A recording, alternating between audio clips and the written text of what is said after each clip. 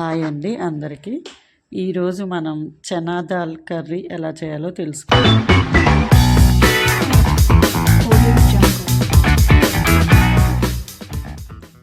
ముందుగా నేను ఇక్కడ ఆనియన్స్, పచ్చిమిర్చి కట్ చేసి పెట్టుకున్నానండి. తర్వాత టమాటాలని కట్ చేసుకున్నానండి. ఇక్కడ కొన్ని టమాటాలే పడతాయండి. తర్వాత ఇక్కడ చనా దాల్, పచ్చిపప్పు, శనగపప్పు ఏదైనా అనొచ్చు. వాటిని ముందుగా 1/2 అన్ అవర్ నీళ్ళల్లో నానబెట్టానండి. తర్వాత ఇక్కడ ఒక పచ్చి కొబ్బరిని తీసుకున్నానండి. తరువాత అవి కట్ చేసుకున్నాక స్టవ్ వెలిగించి ఒక గిన్నె, కుక్కర్ ఏదైనా పెట్టుకోవచ్చండి. నేను ఇక్కడ కుక్కర్ పెట్టాను.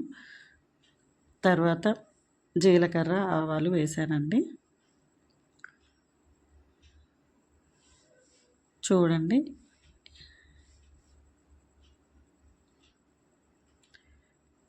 ఇక్కడ ఇవి వేగిపోయాక వెల్లుల్లి వేయాలండి. తర్వాత పసుపు, పచ్చిమిర్చి వేసానండి. ఈ ఉల్లిగడ్డ ట్రాన్స్పరెంట్గా వేగాలండి.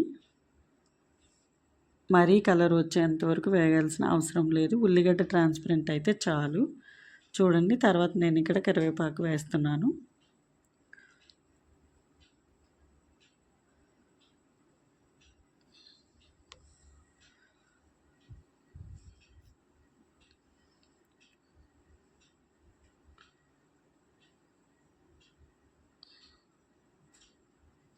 చూడండి, ఇక్కడ ఉల్లిగడ్డ వేగిపోయాయండి. కొంచెం అల్లం వెల్లుల్లి పేస్ట్ వేయాలండి. ఇక్కడ నేను 1 టేబుల్ స్పూన్ అల్లం వెల్లుల్లి వేసానండి.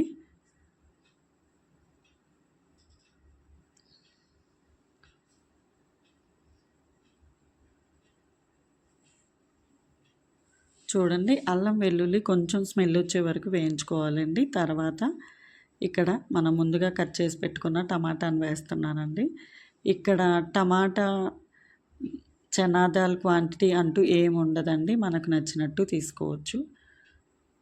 క్వాంటిటీ తీసుకోవాలా అన్న రూల్ ఏం లేదు. తర్వాత టమాటా, చనా దాల్ ముందుగా మనం నానబెట్టుకున్న పచ్చిపప్పు, చనా దాల్ వేసాను. కొంచెం రాక్ సాల్ట్ వేసానండి నేను ఇక్కడ. మీ దగ్గర ఏ సాల్ట్ ఉంటే ఏది కుకింగ్లో వాడితే అది వాడొచ్చండి. తర్వాత నేను ఇక్కడ కుక్కర్ మూత ఏం పెట్టట్లేదండి, మామూలుగానే ఉడికించుకుంటున్నాను. మూత పెట్టి ఉడికించుకుంటున్నాను. తర్వాత మనం ఇక్కడ పచ్చి కొబ్బరి తీసుకున్నాం కదండి, దాన్ని చిన్న ముక్కలుగా కట్ చేసి ఇలా పౌడర్ లాగా చేసుకున్నానండి. ఇది పేస్ట్ లాగా ఏమీ రాదండి. ఒకవేళ మీకు పేస్ట్గా వచ్చిన ప్రాబ్లం ఏమీ ఉండదండి, అలాగే వేయొచ్చు. తర్వాత నేను ఇక్కడ ధనియాల పొడి వేసానండి. కొంచెం కారం,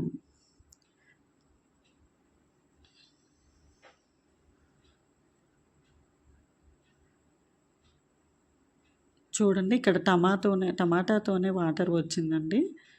తర్వాత మనం ముందుగా మిక్సీ పట్టి పెట్టుకున్న కొబ్బరిని ఇక్కడ యాడ్ చేస్తున్నానండి. ఇక్కడ ఎండు కొబ్బరి తురుము వాడకూడదండి. ఇక్కడ పచ్చి కొబ్బరి వాడితేనే టేస్ట్ ఉంటుంది. ఒకవేళ మనం మిక్సీ కొంచెం ఎక్కువ పట్టుకొని పేస్ట్ అయినా నో ప్రాబ్లం అండి, అలాగైనా వేయచ్చు. తర్వాత ఇక్కడ నేను ఇంకొంచెం వాటర్ యాడ్ చేశానండి. వాటర్ యాడ్ చేసి మనం ఈ చనా దాల్ ఉడికేంత వరకు ఉడికించుకోవాలండి. మనకి ఉడికిందా లేదా అని తెలియడం కోసం ఆయిల్ పైకి వస్తుందండి ఈ వాటర్ పైనుంచి, అప్పుడు అది కరెక్ట్గా ఉడికినట్టండి. ఇది ఓల్డెన్ డేస్లో పెళ్ళిళ్ళకి చేసేవాళ్ళండి. దీనిలోనే ఉంటే మునక్కాయ కూడా వేసుకోవచ్చండి.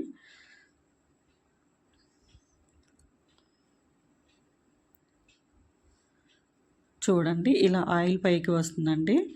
ఇది ఇంక ఉడికిపోయిందండి. తర్వాత ఇక్కడ నేను కొంచెం కొత్తిమీర వేసానండి. చూడండి, మనకు అర్థమవుతుంది ఆయిల్ ఉడికి పైకి వచ్చింది అంటే కూర ఉడికిపోయిందని అర్థం అండి. మీరు చెక్ చేసుకున్నా అలానే ఉంటుందండి.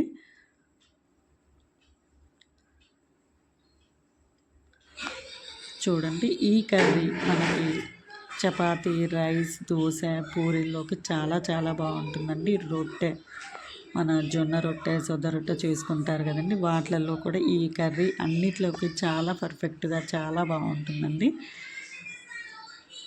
ఇక్కడ ఈ చనాదాలు ఎంత క్వాంటిటీ అయినా తీసుకోవచ్చండి. కొంతమంది చనాదాలు ఎక్కువ తీసుకొని టమాటాస్ 2-3 వేస్తారండి. అలా అయినా చేసుకోవచ్చు, నో ప్రాబ్లం. ఎవరి టేస్ట్కి తగ్గట్టు వాళ్ళు వేసుకోవచ్చండి. ఇందులో ఇంత తీసుకోవాలన్న రూల్ ఏం లేదండి. ఇక్కడ నేను చపాతీ కోసం ఈ కర్రీ చేశానండి. చూడండి, ఇది రైస్, దోశ, చపాతీ, పుల్కా, రోటీస్ దేనిలోకైనా చాలా బాగుంటుందండి. అంతేనండి. Please subscribe my channel.